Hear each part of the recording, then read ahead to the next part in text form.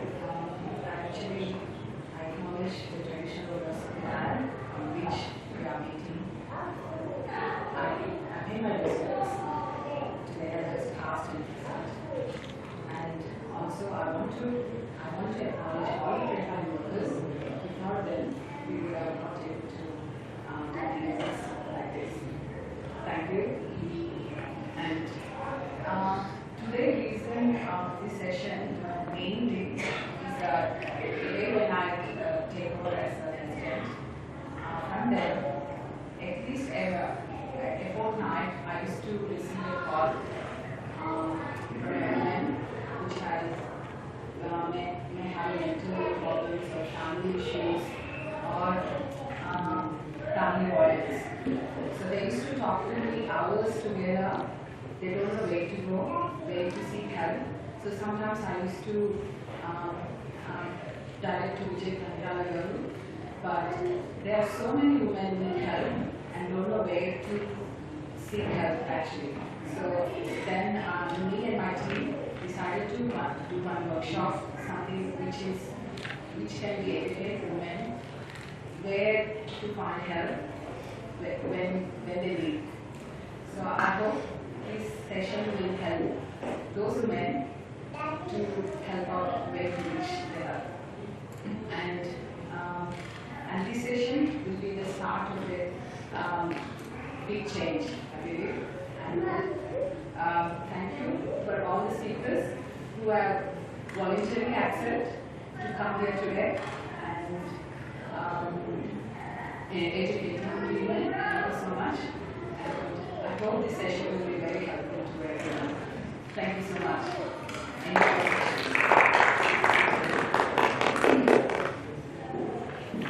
Thank you so much, Kalyani. That was really wonderful, thoughtful idea from all the members of the TAAI. And just before we start the program, I'm going to just remind about the housekeeping rules. We have the restrooms. If you go up to the rooms, they are just straight to the right side.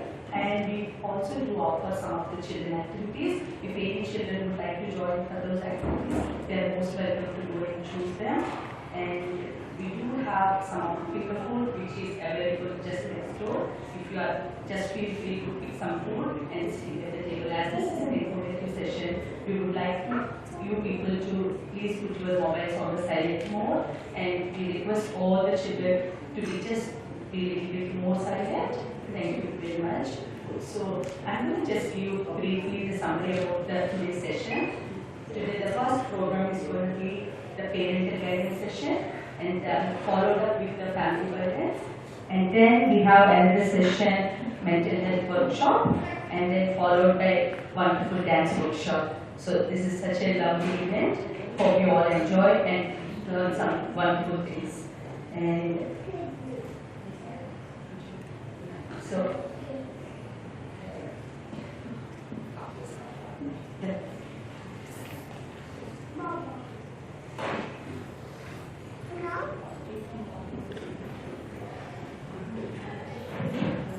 the first session is going to be the parental guidance session, and we have lovely speakers for the parental guidance session.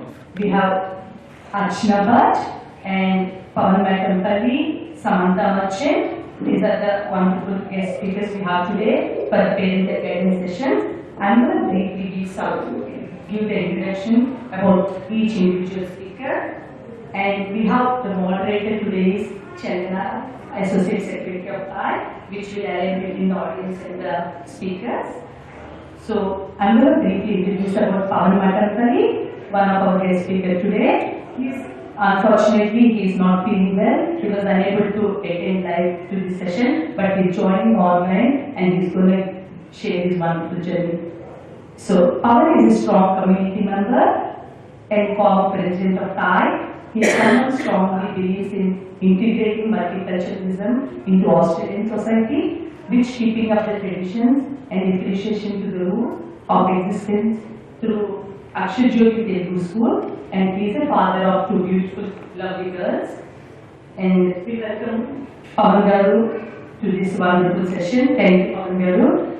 And we have another lovely speaker, Archana Bhatt. Archana is a registered psychologist and a board-approved supervisor. She has been in the practice for the past 20 years in Australia. She is the regional branch manager of relationship matters, a specialist agency that offers support and counseling to the women impacted by family violence. She also specializes in treating addictions, anxiety, depression, and relationship counseling. May I invite Archana Garu to please come onto the stage. Thank you very much.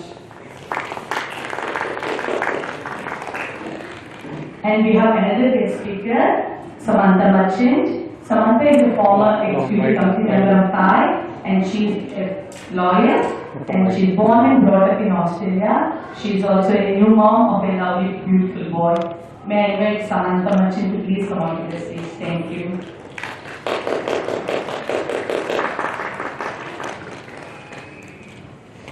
So I will leave this one to the speakers to share the wonderful, thoughtful knowledge about the parental guidance. Thank you very much. Hope you all enjoy the session.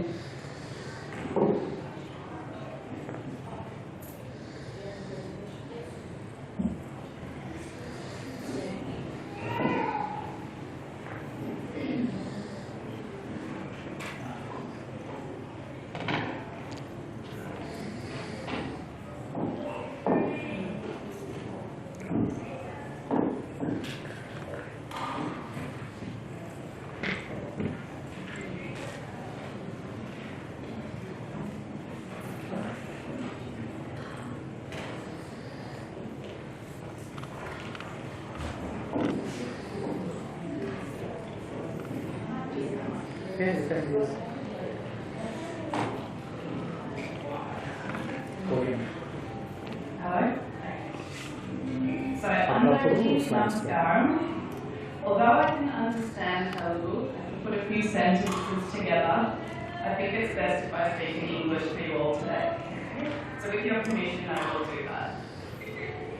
After I finished high school, every time I met an auntie or uncle, at a Telugu function or TAAI event, I would get asked these questions.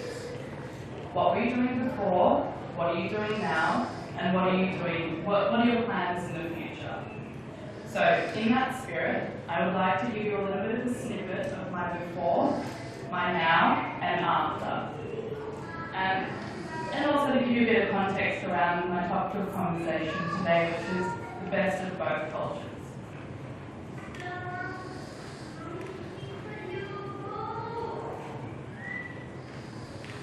So, a little bit about me. I was born in Australia to migrant parents who settled in Melbourne in the early 80s, with a vision of a better life for themselves, their future children, and also their families back home. I grew up being in touch with my Telugu roots and culture. I completed kindergarten, primary school, high school, and university with the same best friends, as you can see in the middle, every step of the way.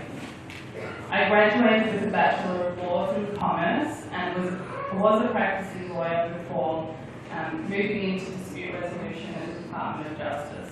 So now I'm married in 2007 to my husband Chris and my son Marley, who's 20 months old. So, although since becoming a parent, the questions I often get asked now is, how is Marley? How old is he now? And what are his interests? So, I guess it gets me thinking, when you are a parent, everything, or mostly everything, revolves around your children. I may never fully comprehend the sacrifice, the risk, or the isolation for parents coming to a new country and starting a new life with their family. But the majority of our audience here today is probably experiencing or experienced that already. So I wanted to ask a few questions. Can you put your hand up if you have ever worried about if your children won't relate to Celtic culture or language? Any hands? Have you ever worried about your children not respecting their elders, the culture or traditions? Have you ever worried about your children growing up and marrying someone outside of the Telugu or Indian culture? Yes. These questions seem to be concerns for most migrant parents. And look, it seems to also be a natural thought process when wanting to retain life from what it was like back home.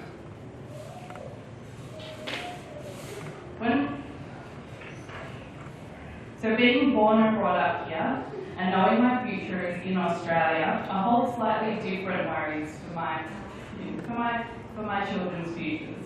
So will my children have a connection to both mine and Chris's culture whilst integrating into the Australian culture itself? Will my children respect everyone of all demographics, all religions, all abilities?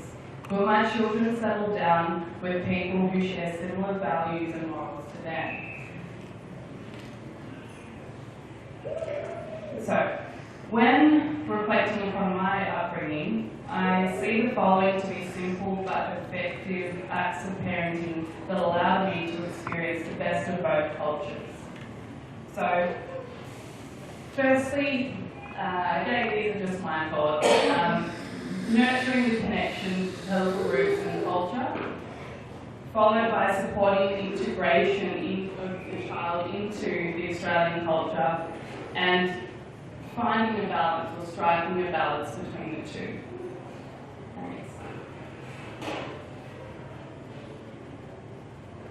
For me, my most memorable moments growing up were participating in the TAAI annual flagship events and tirelessly and repetitively learning the dance moves over and over with my friends. Also, going to India on many different occasions, but particularly going with my brother alone without my parents, for a month at a time over our high school holidays, to spend time with family. To be honest, I initially felt quite forced to participate in the TAAI events, particularly because I did not love dancing. But then by the end of the event, or by the end of the performance, I just wished I could do it all over again with my friends. I also initially preferred to stay in Melbourne during my school holidays to hang out with my friends. But when it was time to leave and come back to Melbourne, I was always sad to be leaving my grandparents in India and always wanted to stay longer. Recently, Chris and I went to India in 2018, and I took him to Hyderabad and showed him all the places that I loved going myself when I was younger. We went to Patni Paradise, we had our Hyderabadi biryani, we explored Golconda Fort and walked the streets around Charminar. It was during this trip when I really, when I was sharing my experiences of my travels in India with Chris, did I realise that I was all the more proud of my roots and it had a really special place in my heart. I guess the moral of this for me was really to continue to expose our children to the culture and the roots and see what sticks. It's the little experiences they are exposed to here and there that sometimes can be the most beneficial to a child. It may just, it might stick a little bit, it might stick a lot, but whatever does stick, you can then nurture it.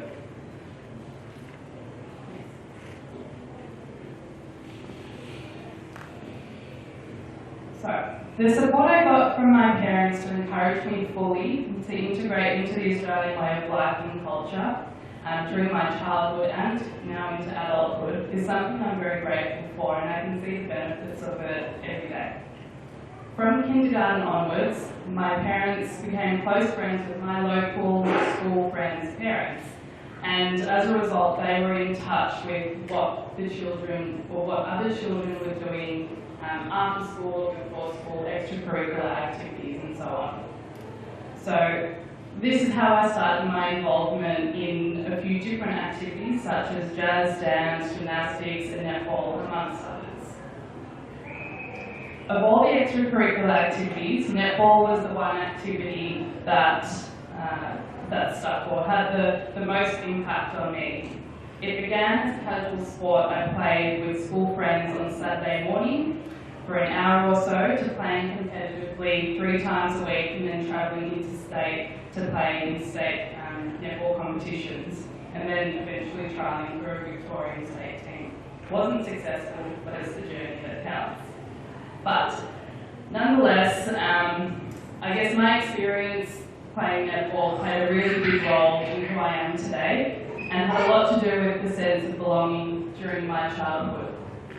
So, just despite being an Asian migrant, So it was the sport that connected me to the Australian community and also made me feel confident and proud to be an Indian Australian. In a multicultural society, many children would be longing for that sense of belonging. A sense of belonging is crucial in our life satisfaction, happiness, mental and physical health, and even longevity. It gives us a sense of purpose and a meaning for living. So I believe the time and effort that you put into something usually pays off, and by encouraging and supporting children to get involved in activities during or after school is a crucial ingredient to really building the sense of belonging for them from a young age.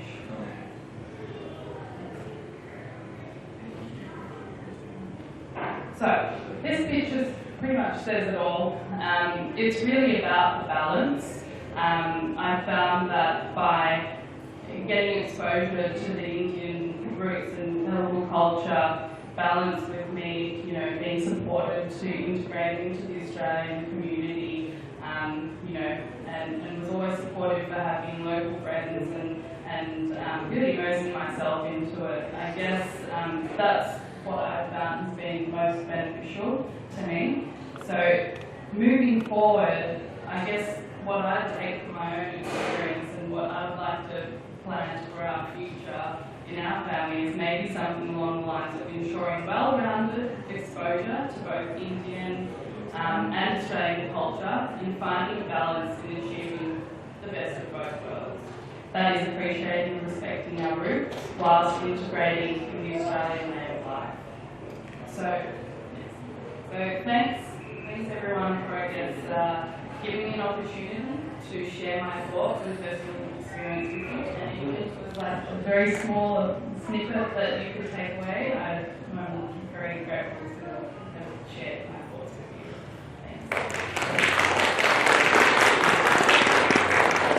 Thank you so much, Anna. Good afternoon, everyone. Before I start saying anything, please accept my sincere apologies that I am not able to be there this afternoon because my health is slightly after a bit of cold and flu kind of symptoms. Nothing else other than that, but I just don't want to be there and give unnecessary doubts or fear and love with someone else where I don't need to this afternoon. So, as a result, the committee has been kind enough to give me this opportunity. When I was invited to be a speaker on this panel, I looked at who else were present, and there's a doctor, psychiatrist, lawyer, people medical backgrounds are very highly qualified, and I was wondering where the banker comes in here. And I was a bit confused. Then I asked, surely women empowerment and banker, I do not know how they go hand in hand. But finally, I was then asked to speak up for myself as the next my friends who came here as a bachelor to study and then got married, kids, and working. So then it became more clear to me that what I've been asked to do. And I pretty much agree with what Samantha had to say so far,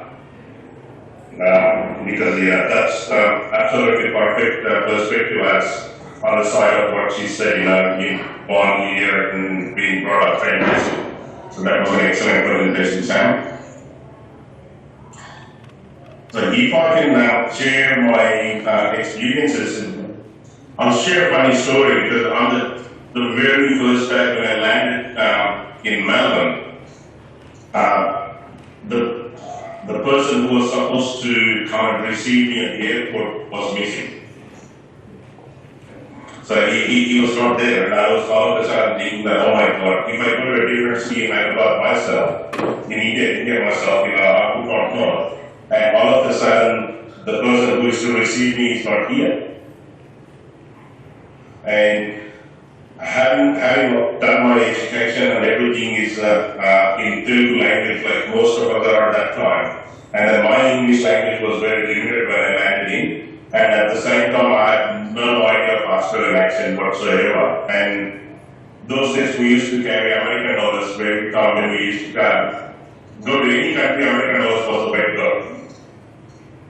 And I had no idea that, I could not even, all I had was the mobile number of the person, but I didn't know how to contact him. So then, I was at the Telstra phone booth, where I was just standing there, but of course I had no points to put, anything those days, that's what we had to do. But luckily someone understood me. One of the airport worker, I don't know who the gentleman was, but he said, might be looking for something? Now I know that was the question, but I had no idea what he asked me on that day. I said, person, no come, phone number, no. And he understood that this guy is missed. So then he pulled out 50 cents from his wallet and then put it into the machine and said, okay, have a quick chat. And then I rang this guy and said, you're not at the airport, I need to reach you. And he goes, oh, I need a night shift, I'm so tired. Just take a taxi and come home. Oh my God, then I thought the next thing would be if I take a taxi and I might take it for a ride here, because that's sometimes can happen. And then I said to this guy, I've been asked to take a taxi, and then he took me to the taxi rank and then got into the taxi. But the other issue was, when I went to the home, I had no Australian dollars to pay this taxi driver. So I said to him that, the only currency of exchange I can give you would be American dollars, and that's all I had. And he was kind enough there to say that, and he accepted American dollars from me. And then, of course, somehow I reached home that day. That's how my migrant student days in Australia had started. But after coming in here, then the next thing what I experienced as a person is when we're looking for a part-time job or anything as such, every opportunity which was present, most of the jobs which we do not take or consider doing or performing in here, growing up. But maybe that it's a cleaning job or being a service station worker, whatever you call it. That made me appreciate that everybody has to be treated equally, and that's where it doesn't matter what kind of a job we do. It's always the same. A person is a person, must be treated with respect and dignity. Growing up in India, we use this word a lot, the dignity of life or dignity of job and all these things, but the actual meaning of it was known to me when I started performing those kind of jobs myself. So it has Australia opened my eyes and given me a wisdom to think a bit more broadly. Yes, it certainly did. So that's where as a migrant, appreciate, and then, but at the same time, it tells you the value of life and the way to grow and being the confident and your way to get through things. So that's where I became a bit more confident myself. And so I think after a few years, finished my studies, got my permanent residency like most of us got at that time, and then got married. So here comes in, where I say, which is more relevant to the topic we are in today, women empowerment. So I used to attend Telugu Association and few other programs at that time, and I always had a thought, like, this is probably one of the platforms where, we can integrate ourselves and be in touch with the community which we belong to, which we know, but at the same time, the community has to be all in one. It's an Australian community which we all belong and which we have to integrate, which is most important. And at that time, when the spouses came to Australia or any other country, they are not very confident, so they just used to be confined at times, that's what my experience. And then I thought this cannot be the correct thing, and then I thought my wife, she has to explore herself, she has to go out and be confident and do things the way, so that she becomes more self-reliant and empowered to do the things her way, and that she will be more confident as I was when I landed in Australia the day one. So there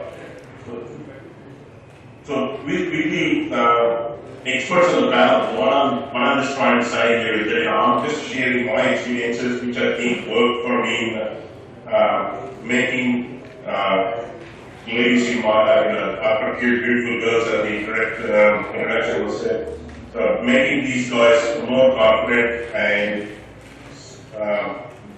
making sure they can get through. So they may or may not be theoretically 100% correct, but obviously I'm open to learn and understand more in knowledge settings. But these are practices which are working for me at the moment.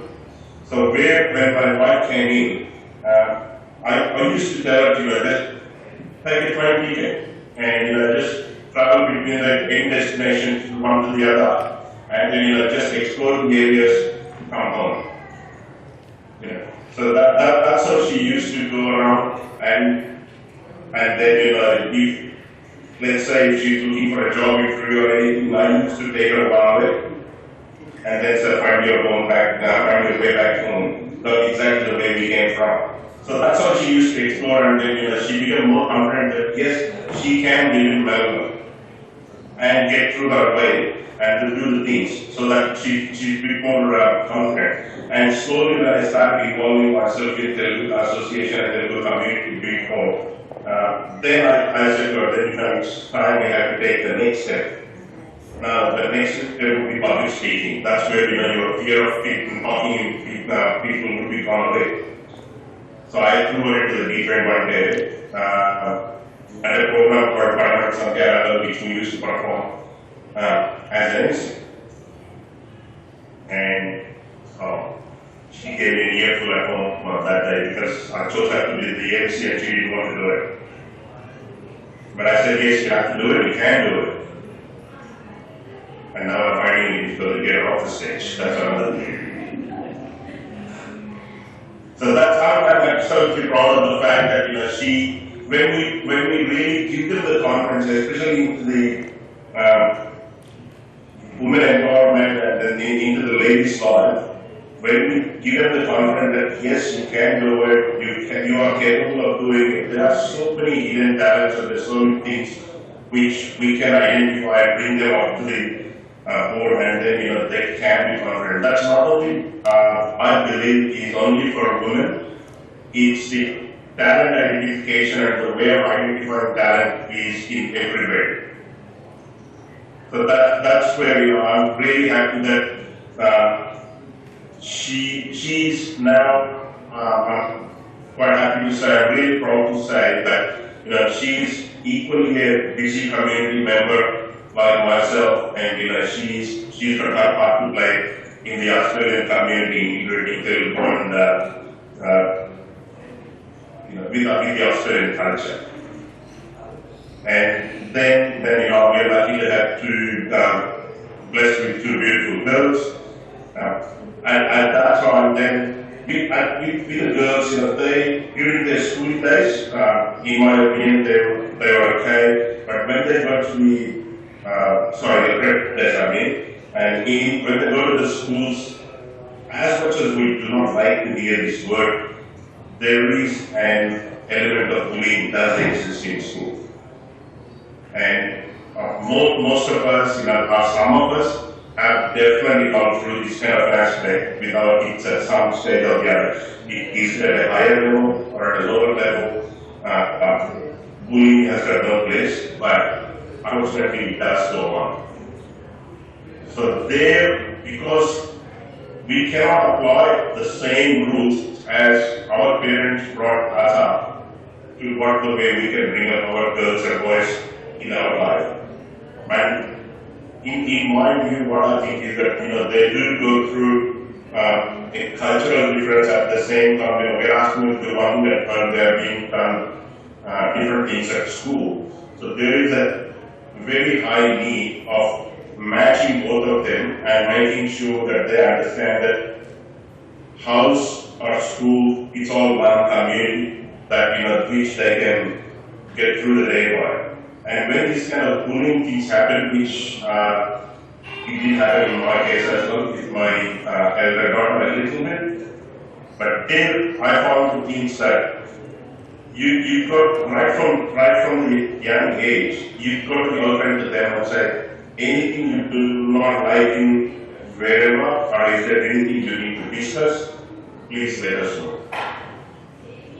Because when it does happen, or any of these things which happens, which emotionally they are going through or suffering, they don't come out and tell you. That was my experience as a parent. But it doesn't take too long to find out when she says, gets up and says, I'm not feeling well, do I really have to go to school, that there's something wrong. So when these kind of things happen, so that's where we have a need to really make them confident young people. Okay, especially in the girl separate gang ladies, you can call it, so that they can handle themselves. At the same time, we're not asking them to fight, don't do those, don't conflict or anything. But at the same time, these kind of issues have to be dealt with, and that's where we need to give them the confidence that you are a beautiful young lady, you can do this, you can take care of yourself. But at the same time, we are taking back you up. So which is most important, I believe, in my perspective, in upbringing of their childhood, right from day one.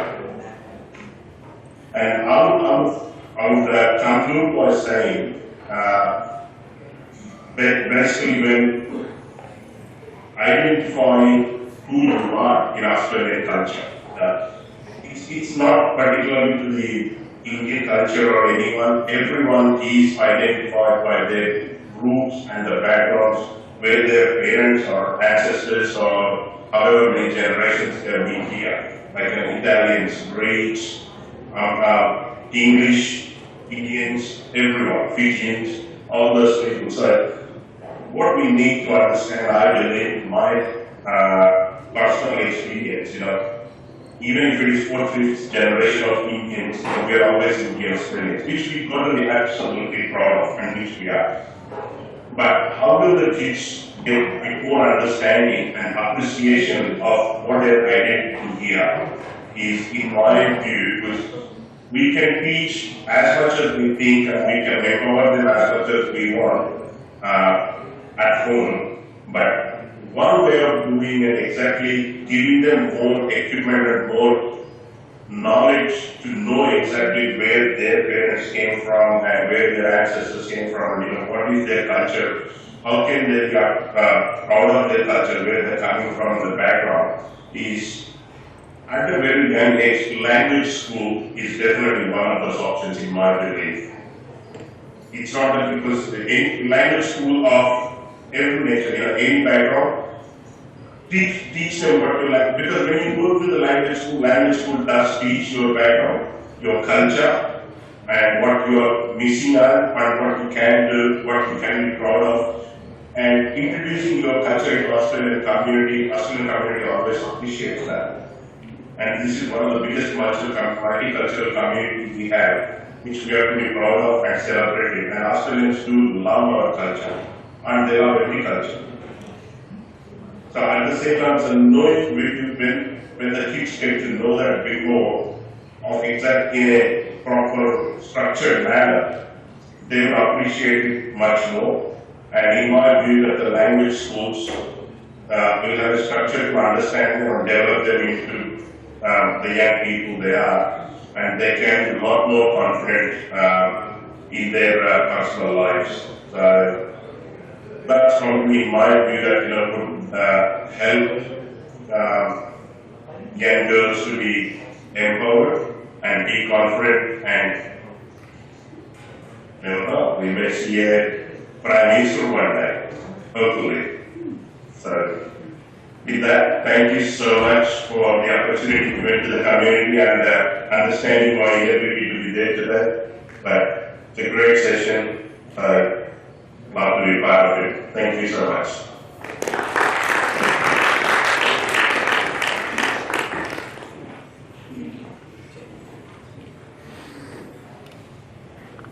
Thank you very much, Pawan Garu. That was really informative one, and most of the parents here can relate to your story, and Sam's story is such a wonderful one. It is really useful for all the parents like us. I'm handing over to Archana Garu. She's a professional psychologist here. Given that, I will just leave it open to the audience. If you have any questions or any doubts or anything you want me to clarify in terms of parental guidance. Actually, Pawan has mentioned, and well, I also involved in two children who grew up similar to the same state. How do you actually tell the migrants who come here to handle and explain growing kids here to come to parents and open themselves and say like, yes, I do have a problem in school? How do you actually coach your child? So as parents, we know our children the best. When you notice changes in your child's behavior, that is when you can start probably exploring what's happening. But with the bullying aspect itself, most schools are very well equipped to manage that. And like you rightly said, you first have to find out what's happening in the school. The child has to talk to you so that you can be the medium. Then that goes to the school, and you approach the school for assistance. The schools here are very well placed in terms of peer coordinators, school counselors. So there's a very collective approach taken. And I come from New South Wales predominantly. I've been in Victoria for the past 8 years, I think now. I'm not sure of the Victorian schools, but the New South Wales schools, I can tell you, they were very well coordinated in terms of having a peer coordinator and the school counselor who would collectively sort of support the parent and the child who is being bullied. Does that answer your question? So noticing the changes in behavior, in terms of the child might be very quiet or may not eat, or might not want to go to school. You'll have excuses not wanting to go to school, or having somatic complaints, which is like having stomach cramps, or when there's no need for it. You go to the doctor, you have tests done, and there's nothing that comes out of it. But the child constantly complains and is avoiding. That's your clue, something's happening at the school. Being with mathematics oriented and engineering background, everything, and working in information technology, I lost almost touch with senses and what is left side I could write around the brain, which doesn't work. Feeling part of it. Let me put that way. Everything is worked. And added to that, if the partner is also a bit of information technology, what happens in the home, you can understand. Everything is going well. And in between, we missed out the feelings part. At least me, I'm sure about it. My wife reminds me of this. So, and as you rightly said, the behaviors I have not observed in time and things happening in the home.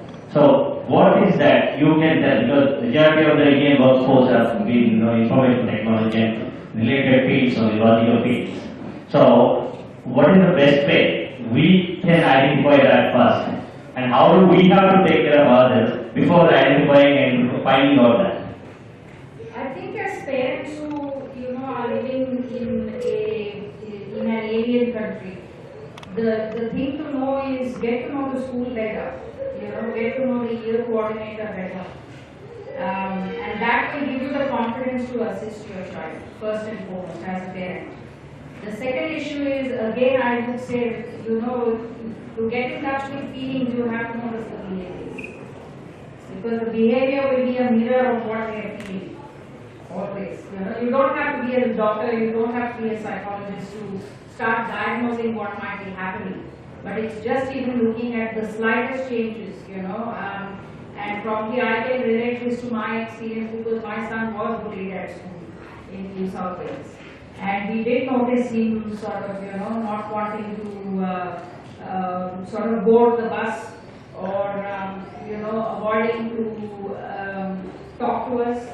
Even though I noticed that there was something wrong, he did not come openly and tell me.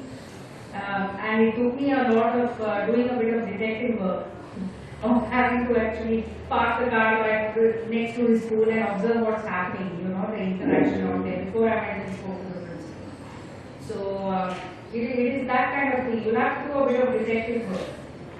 It's not wrong for us to not be in touch with our feelings because we are busy, day to day we are busy with work and a lot of stuff. That's fine, but when you notice those minute changes in your children, that's a sign that something may be a problem. And I say maybe because not always that something is. So it's just being cautious, that's all. Pressured to achieve my best, and I thought that was the way to be, the way to motivate your kids. As a second generation child, that is my daughter, how much is too much and when do you know where to stop? The fine line between motivating and pushing. What was that? I think I'm going to answer your question with a counter question. When was enough for you? When you were growing?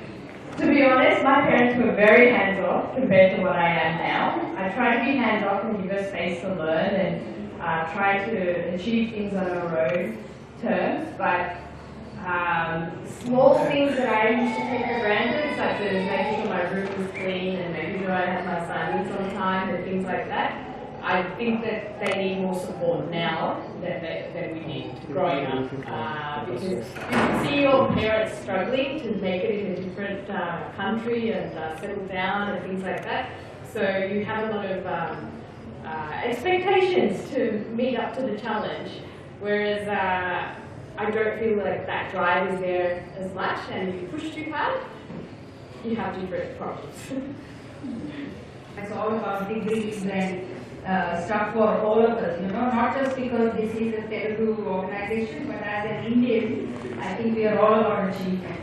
And I think that shift is slowly happening in our community where we are realizing that, there are other things to life than just achievement. Previously when I was growing up, beyond doing engineering or medical, there was no other choice, you were doomed if you ever did arts, Bachelor of Arts. I remember when I signed my Bachelor of Arts, my dad refused to sign an application because he was of the opinion, what is psychology? What is arts? So at worst case scenario, I think if you're not an engineer and if you're not a doctor, then the third occupation that we only know about is banks, commerce. So I think we are getting there. We are making the shift slowly where we are understanding that there needs to be some freedom for children to grow and make their own decisions.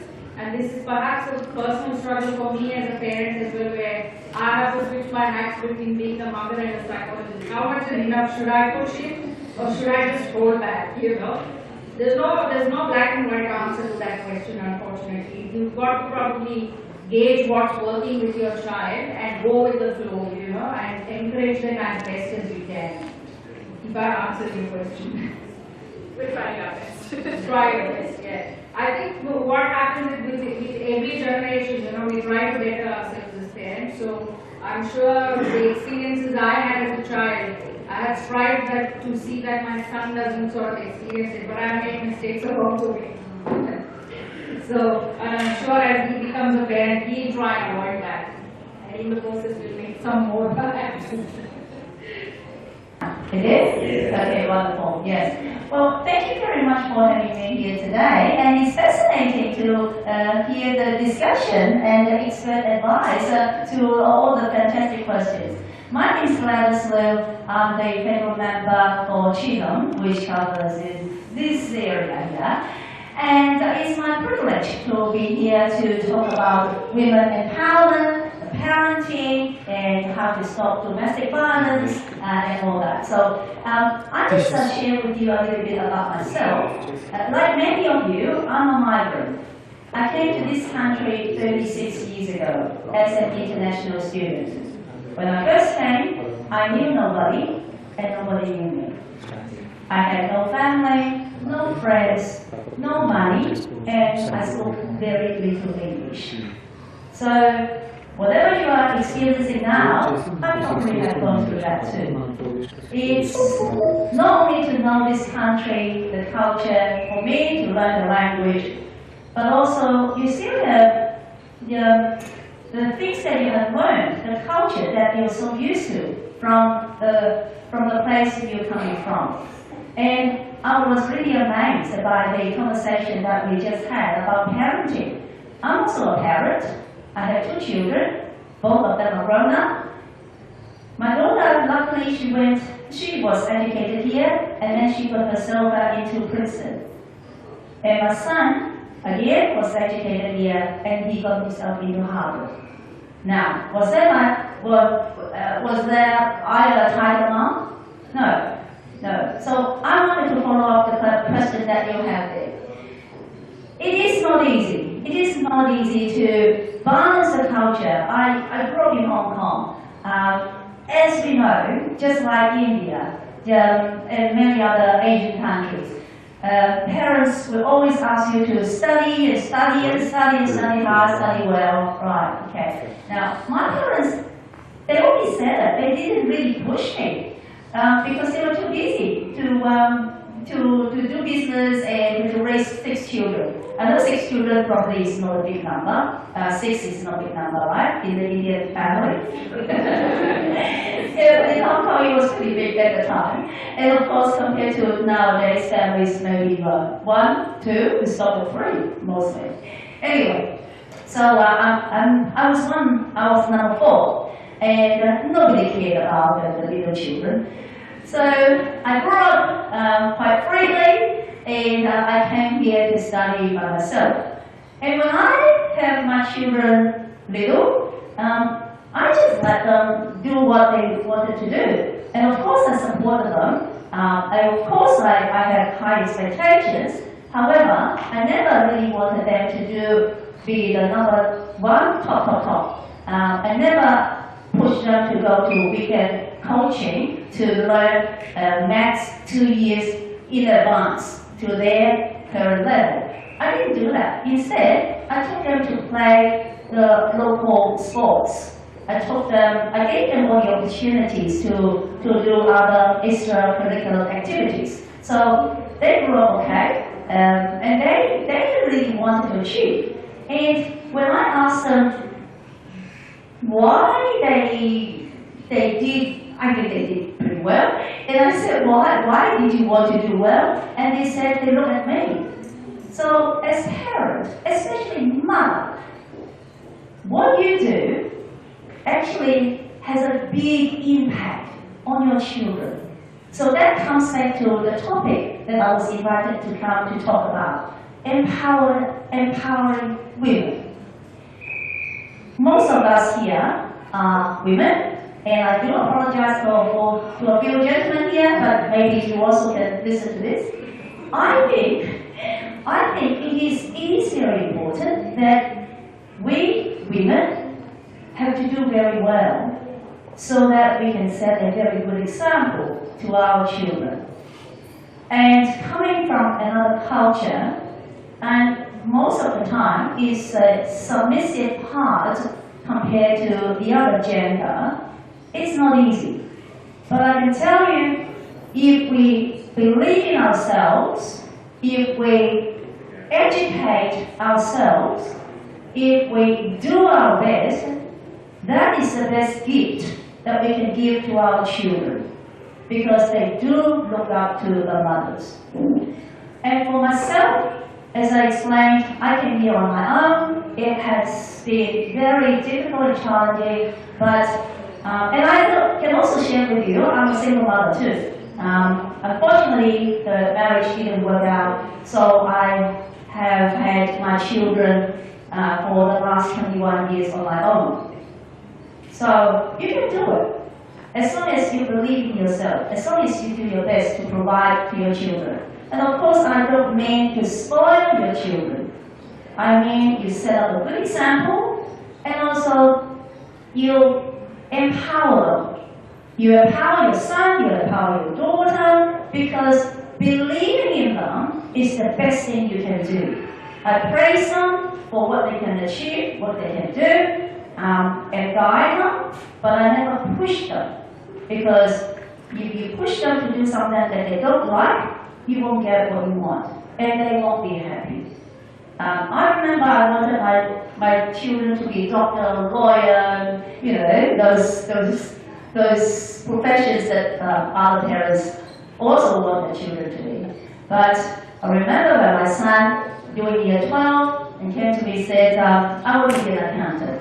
You know, accounting, you don't really need a very high mark to get into accounting. But I said, fine, okay, sure. Have you considered being a doctor? Have you considered being a lawyer? And he said, yes, but I don't like it. And I said, okay, that's fine. I respected him, so I let him choose what he wanted to do. And in the end, he got very, very good marks. And he got a scholarship to do a double degree for engineering and commerce here.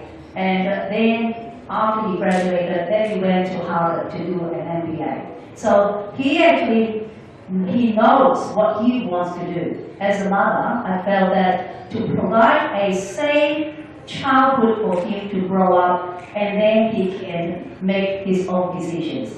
And that's most important, and that is let them be their own masters.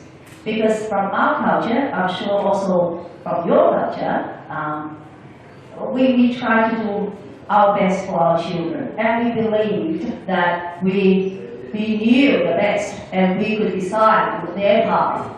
And in fact, no, I don't think so. I believe that children should be their own masters, and they can decide their own path. And whatever they want to do, as long as they're not going the wrong way and be a crook, I feel that this is the best way to raise children. But getting back to women empowerment, I think we all should believe in ourselves. And only by doing so, then you can do well. And of course, from the Australian federal government, what we do is also helping women to do well. So recently, you may know we have not only the Minister for Women, but we also have the Minister for Women Financial Security, we have Minister for Women's Safety, and we also help women in employment. And talking about employment, we have record high female participation in the workforce since the coalition government is in charge. We also have been able to narrow the gender pay gap. And we have, as you know, after COVID, the pandemic, we have more women getting back to the workforce. So all these things are showing to us that we are here to help more women to do what they choose to do. Some people may choose to be at home to look after their children. That's fine. I respect that because I did it myself. But at the same time, if you want to be out there and in the workforce, equally we will provide support with record childcare assistance. Now you can have up to 95% rebate from the federal government. You pay no more than $4 per hour for childcare when you have more than one child. And if you are unfortunately on a pension, you don't owe, I should say, you are low income earner, you don't have to pay more than $2 an hour to enjoy childcare so that you can free yourself to go to work. So this is what the federal government is doing to help. And just like our Prime Minister Scott Morrison says, in this country, if you want to go, you have a go. And that's exactly what I have done. In this country, I have the opportunities to do what I want to do. And I hope you also find the opportunities for you to do what you want to do. So thank you very much for having me here today. And one day, I would like to see some of you to be sitting next to me in the federal government and the parliament. Thank you.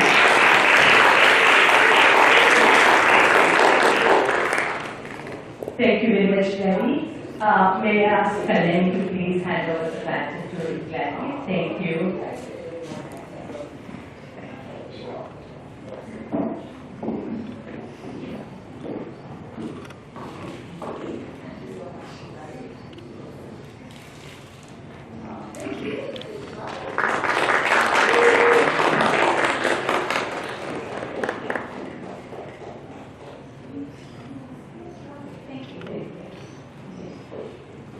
So we have one more question. Thank you so much for waiting. So I'm going to hand over to you.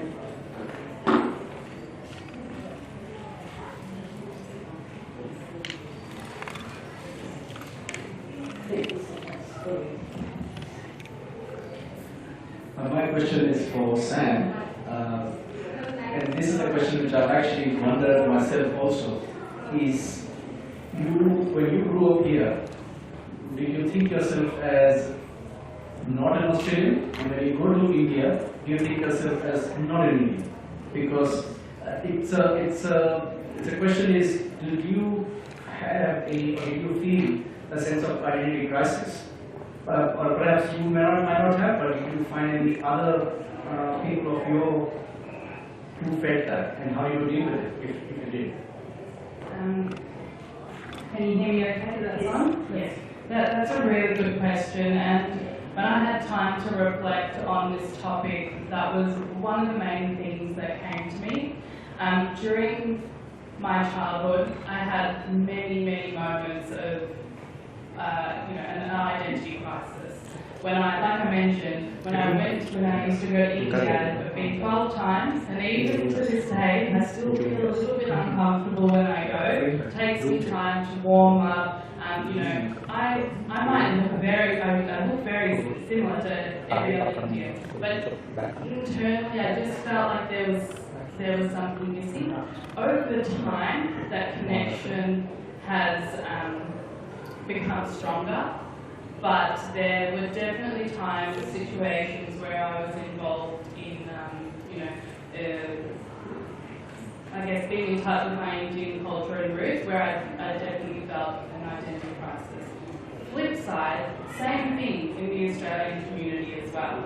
I used to, when I first started playing netball, I was one of the very few Indian girls who played from a young age, and all my teammates, they were local Aussies, and it took me a lot of time over the years and continually playing and being supported by my parents to go until I really felt fully comfortable. At the start of my speech, I mentioned earlier that I see the benefits now of the integration, but also keeping up with my roots and culture.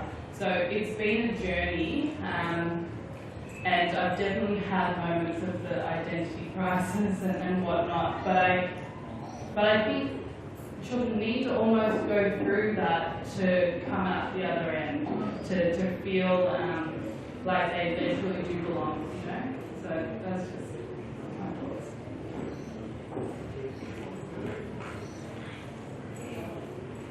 So is there any more questions there from the audience? Are we good to move to the end of the session? So I think this is really thoughtful and informative from Archana and Samantha and Paul. So if you would like to have some finger food that is readily available, feel free to pick some food. We are moving forward to the next session. So our next session for today is the family violence, which is really a very significant topic of this event today. So we have another guest speaker here today. He is Dr. Aparna Nejunuri. So Dr. Aparna is a general physician with over 15 years of experience working in general practice, including 8 years of experience in Australia. and her areas of interest are women's health and family medicine. So she has practice also located in Trivandrum. May I invite Dr. Aparna to please come on to the stage. Thank you. And we have another guest speaker here with us today is Dr. Rajyalakshmi. And Dr. Rajyalakshmi has studied MSc and MPhil in biochemistry in India. She finished her PhD from Victoria University in the year of 2015. She has more than 17 years of overseas and Australian territory teaching experience. May I invite Rajyalakshmi to please come on to the stage. Thank you.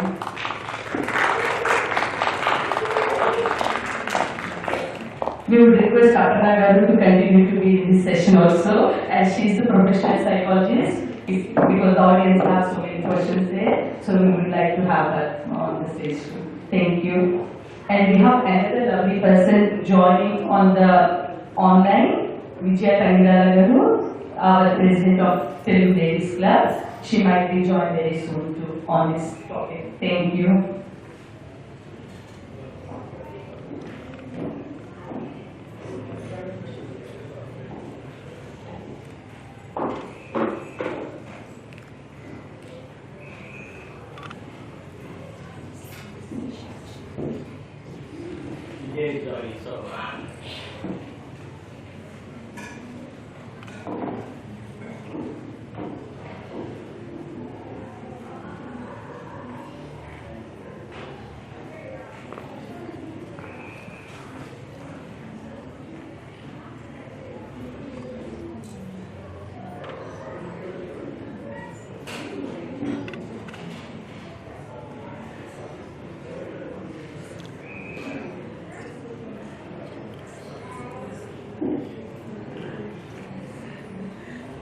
This is quite a heavy topic. I'll go slow with this one.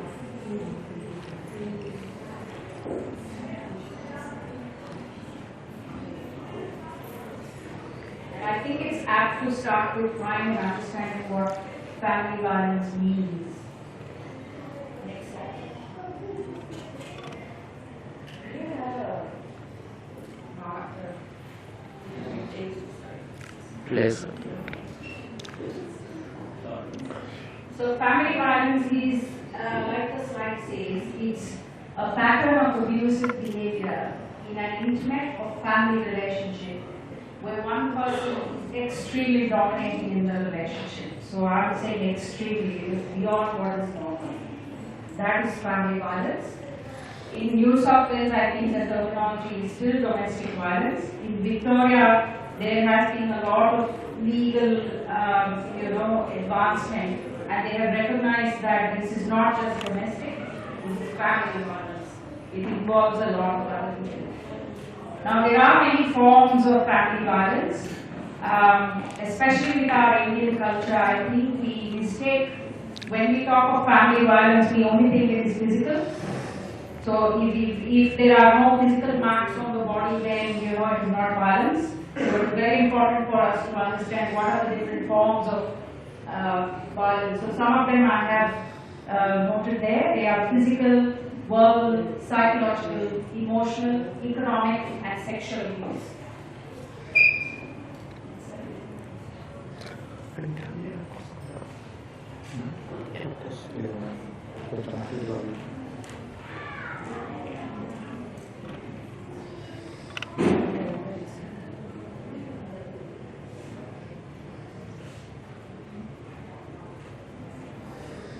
I think most of us do know what physical and verbal abuse is.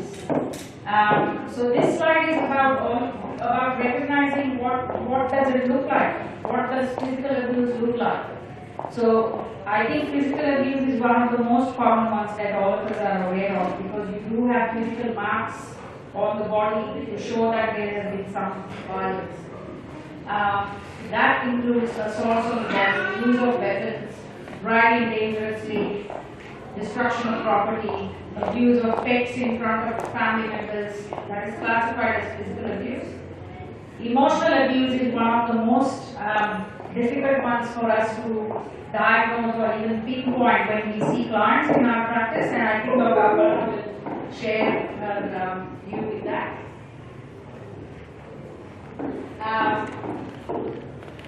Emotional abuse is also called as coercive control. Coercive control means the person is indirectly sort of controlling. So there's a lot of manipulation involved in controlling the woman. I'm sorry, I'm going to say woman not because today's session is about women empowerment, but statistics show that more than 95% of victims of family violence are women. Not to say that it doesn't happen the other way. I have seen women being the perpetrators in the case. Unfortunately, the stats are very low, so majority of the time there's a very gender bias around the word family violence. So we always talk of women as victims and men as perpetrators. So emotional abuse. If you can look at the definition of emotional abuse, there is a particular term here called gaslighting. Have you heard of what that? Do you know what that means? It doesn't mean switching on the gas. Gaslighting is a way of emotional control where there is emotional manipulation of the woman's feelings, where the woman starts doubting herself. Did I really say that? Oh, really? Did I? No, I didn't. But why is he saying that? You start having doubts on yourself. So there is so much emotional manipulation that the woman starts questioning her own sanity, questions her own decisions, questions whether, did I say or do something wrong? So that is called gaslighting. And that is a form of emotional abuse. Sexual abuse is any form of activity without consent, coercive sex, without protection, criticizing and using degrading insults. Verbal abuse is where the woman is continually put down, most of the time in public or before friends or there are insults happening quite openly. Economic abuse is one of the more common forms that probably affects a woman immediately, because every time we have a woman who is a victim of family violence and she has to leave the house, the question is where is she going to live? Where are the children going to go? So money becomes an issue. And if she continues to stay in the relationship, a lot of times finances are controlled by men.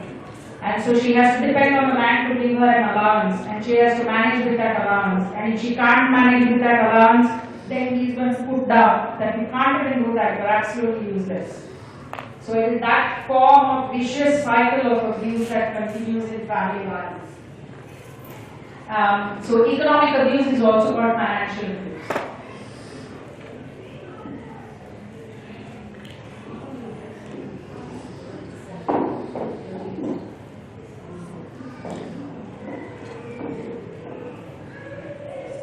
So I just wanted to differentiate between situational and characterological violence.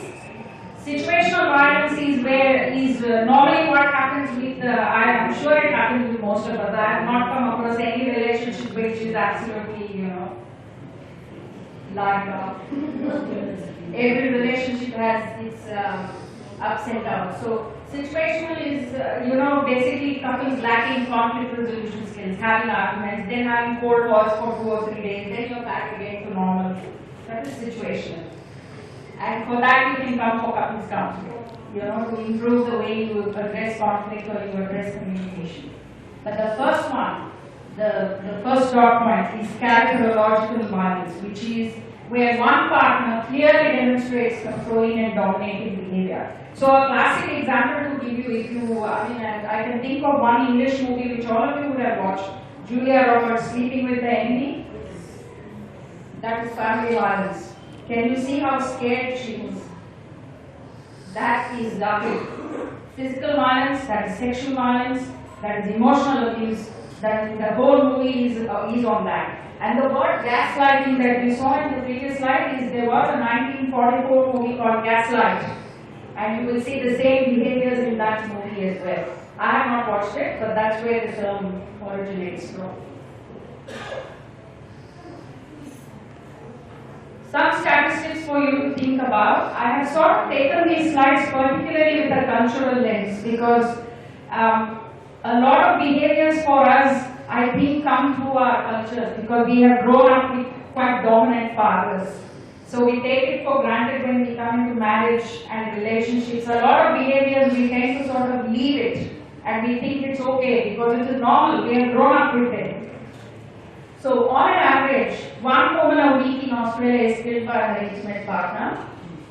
Most victims and survivors of intimate partner violence are women. Many women do not seek help about their experience of violence.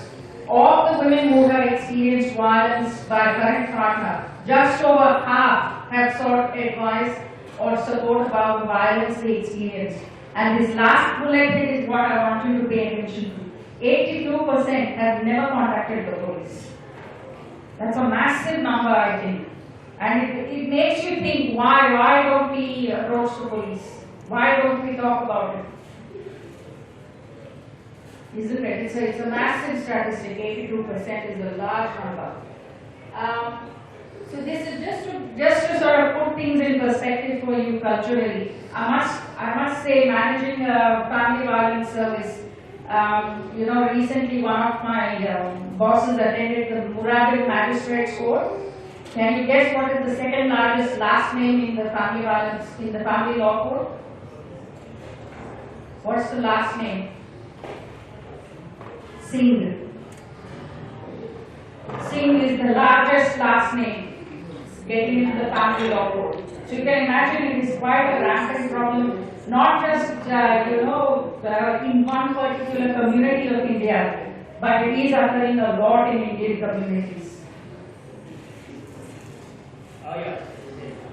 Now, what are the barriers to reporting family violence? Why don't we talk about it? Why doesn't a woman come forward and say that, something is wrong in my marriage or something is not right? And we talk about intimate partner violence is because it's in a relationship. Intimacy is in a relationship. Yeah. A range of barriers inhibit the ability of people from all backgrounds. All is culturally and linguistically diverse backgrounds. So, call communities to access family violence system. Most of the barriers are misunderstanding the concept of family violence, cultural values, and a lack of broader understanding of family violence, which is what I was talking about then. That we grow up with a lot of dominance from our fathers, and a lot of it becomes normalized as we get into intimate relationships, and so most of us don't talk about it at all because we just let it be. Lack of knowledge of Australian law and available services. I can't tell you the number of times I've had Indian families or women who contact my service and then want to withdraw the intervention order because they have changed their mind. Because they're worried they have to go to the court, they're worried what's going to happen in the court. They don't know what to do. So the easiest option is to say nothing happened. No, I just made a mistake. I didn't want to say anything. That's one of the issues, that we don't have the knowledge of Australian law. The Australian community, like the federal MP just said, it is quite a liberal sort of a country that we live in, where women have equal rights of communicating and sort of freedom of speech. All of us have equal rights in this country. Language and literacy issues is a major issue here. I think we are catching up in Victoria. There are quite a lot of language-specific counselors available in services, and also groups that are run, support groups that are run for women, and groups that are run for the men as well. There are Hindi groups that are run, there are Tamil groups that are run, so there is support available there. One of the other barriers is cultural and religious issues, fear and mistrust of government and law enforcement agencies, social isolation, visa dependency, lack of cultural competency, and poor interpreting services, because most of the mainstream services in Australia, they're all English services, Like in my service, I have me who speaks more languages than English. I have one other staff member who speaks Punjabi. So you will have some services which will have, counselors who speak the language, but some others where there aren't, then we would use interpreters in those services. and often a lot of it is lost in the interpreting. Just like it happens when I'm talking to a Vietnamese woman and I need an interpreter, you know, because my question would be one line and she's talking a paragraph, you know, and you have to wonder, is she translating or is she telling her what she has to tell you? So it happens that way. So and it's those kind of things that become a barrier to reporting anything, because it's very scary. The process itself is very scary. From the time the woman picks up the phone to call the police, it is scary. So the easiest option to do is to withdraw once it becomes too much. Just a brief on some support services available in Victoria for family violence. Safe Steps is quite a large organization which offers confidential crisis support. So you can contact them on that number. And you do, I'm not sure if you'll get regular counselors there, but for immediate help, Safe Steps is a good place. Sexual Assault Crisis Line is more for sexual assault. In Touch Multicultural Centers where the Hindi and the Tamil groups run. So they are a very good multicultural service of support. 1800 Respect is quite nationally sort of known, I think. Men's Line Australia is for the men who have a support for people who are dealing with family and relationship difficulties. Also for men who are victims of family violence. Beyond Blue and Lifeline, I reckon most of you would know. And these are the different Women's Health West, Women's Health East, Women's Health in the North, and Women's Health in the Southeast. All of these services do what is called as case management. They are not counselors. Case management means when you contact them, they sort of link you in with services. So they'll find a lawyer for you, they'll find housing for you, they'll find a financial counselor for you, but they don't do counseling. The counseling, you have to come to specific sort of services. And that's it. I'm open for questions.